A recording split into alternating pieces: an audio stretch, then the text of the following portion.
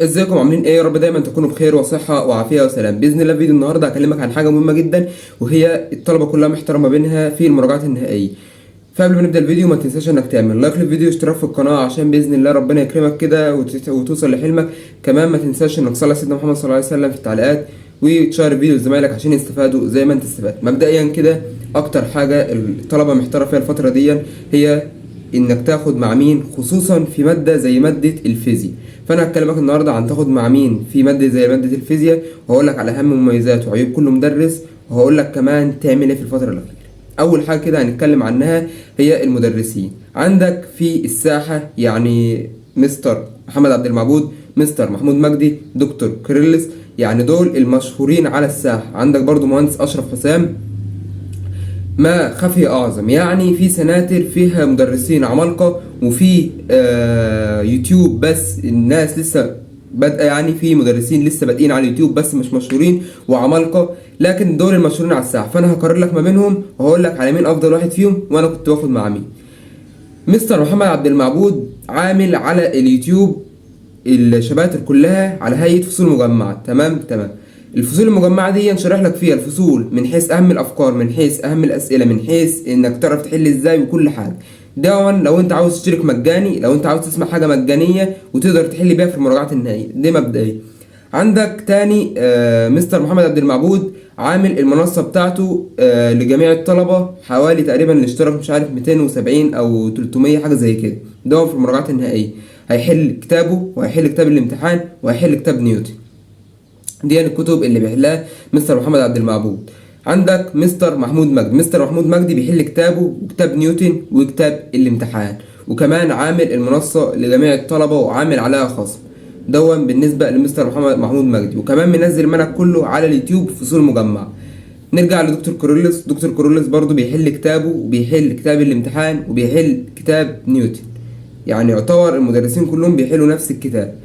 نيجي نضيف برضو في مدرسين بتحل كتاب الوسام، لكن انا شايف ان كتاب الوسام افكاره عاليه وزياده، يعني مأفوره زياده عن اللزوم. كتاب الامتحان افكاره حلوه، وكتاب نيوتن افكاره اقرب للامتحان. ده من وجهه نظري برضو، لان كتاب نيوتن افكاره يعني ايه، المسائل كلها مش صعبه والمسائل كلها مش سهله، والمسائل الصعبه فيها فكره، والفكره دي يعني اقرب للامتحان. يعني لما دخلت امتحان ثانويه عامه فيزياء لقيت الامتحان مقارب لكتاب نيوتن، وانا الحمد لله يعني ناقص حوالي 5 درجات في الفيزياء يعني بالنسبه لامتحان فيزياء ثانويه عامه دفعه 2024، والاخطاء اللي كانت فيه، وخلاف ان انا رجالي درجتين اصلا، وخلاف كل الحاجات دي. فبالنسبه لكده يعني الحمد لله رب العالمين، فضل من ربنا عليا وعلى الحاجات اللي انا مشيت عليها الحمد لله.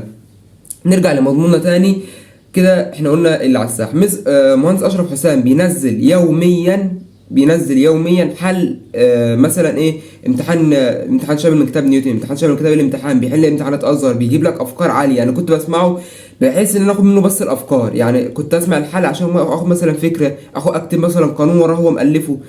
برضو فيه استاذ مش فاكر اسمه قوي، لكن عامل كده اسمه المقاومه، بيجيب برضه افكار عاليه، كنت بقتبس منه الافكار دي، وكان عامل عصير للكتب كلها ويجيب منها اهم الافكار. اهم حاجه في عصير الكتب او اهم حاجه في عصير المراجعات ان هو بيجيب لك اهم الافكار. يعني انت بدل ما تقعد تهري في الكتب كلها وتحل السهل والصعب، هو بيجيب لك الافكار الحلوه.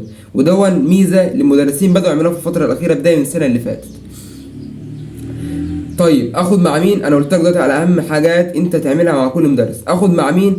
انا من وجهة نظري انا كنت باخد مع مستر محمود مجدي، وكنت باخد الافكار من مهندس اشرف حسام، ومن الراجل هسيب لكم برضو اسمه في الوصف وفي التعليقات، كان عامل كتاب اسمه كتاب المقاومه.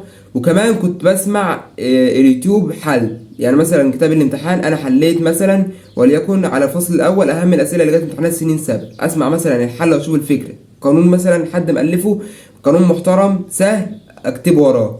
ده برضو بالنسبه لاهم الحاجات اللي انت تعملها في الفيزياء. نعمل ايه في الفيزياء بقى في المراجعات النهائيه؟ انا قلت لك دلوقتي لو انت ترتاح هقول لك برضو، انت لو بترتاح لمستر محمود مجدي خد مع مستر محمود مجدي، بترتاح لمستر محمد عبد المعبود خد مع مستر محمد عبد المعبود. لكن مستر محمد عبد المعبود افكاره عاليه، هو ودكتور احمد بركه، ومستر محمود مجدي بيحل افكار عاليه وسهله ومتوسطه، وكذلك دكتور كورولس. فانت شوف مين اللي انت هتماشى معاه وخد معاه، كل واحد طالب وبتاعه. لكن انا كنت باخد مع مستر محمود مجدي، وباخد الافكار العاليه من مهندس اشرف حسام، ومن الراجل اللي عمل كتاب المقاومه من اليوتيوب. نعمل إيه في المراجعات النهائيه؟ اهم حاجه بقى اسمع معايا الفيديو، ودي انا قلت لك اسمع معايا الفيديو عشانها للاخر. اهم حاجه تعملها في المراجعات النهائيه: حل امتحانات سنين سابقه، حل نماذج استرشاديه الوزاره منزلاها، حل كتاب الوزاره، وكمان كتاب نيوتن لان افكاره مقاربه للامتحان، وكتاب الامتحان.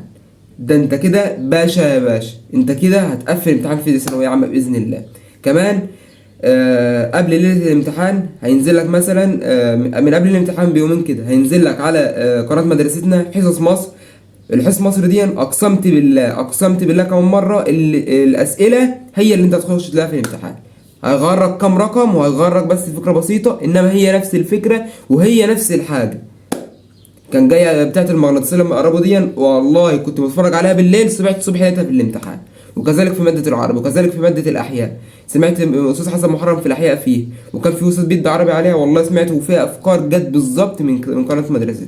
ما حدش يستوعب بالحاجات دي لانها حاجات تبع الحكومه وحاجات تبع الوزاره، فهي اقرب انها يجي منها امتحان ثانويه عامه.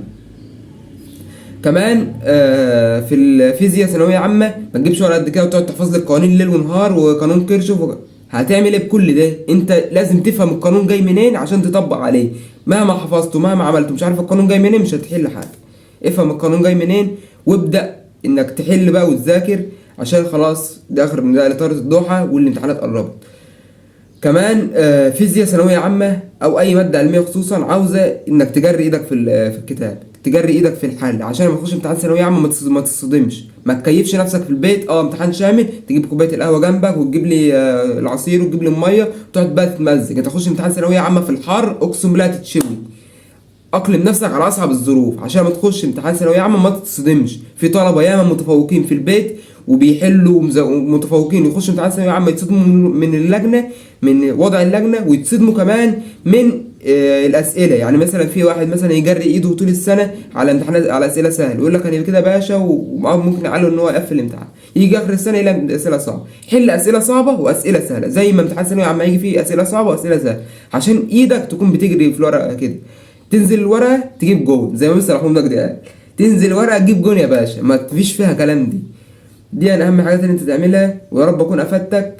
وكمان انا قلت لك من وجهه نظري عشان بس ما حدش ينزل يكتب في تعالى باخد مع مين. انا قلت لك انا كنت باخد مع مستر محمود مجدي وباخد اهم الافكار من اليوتيوب.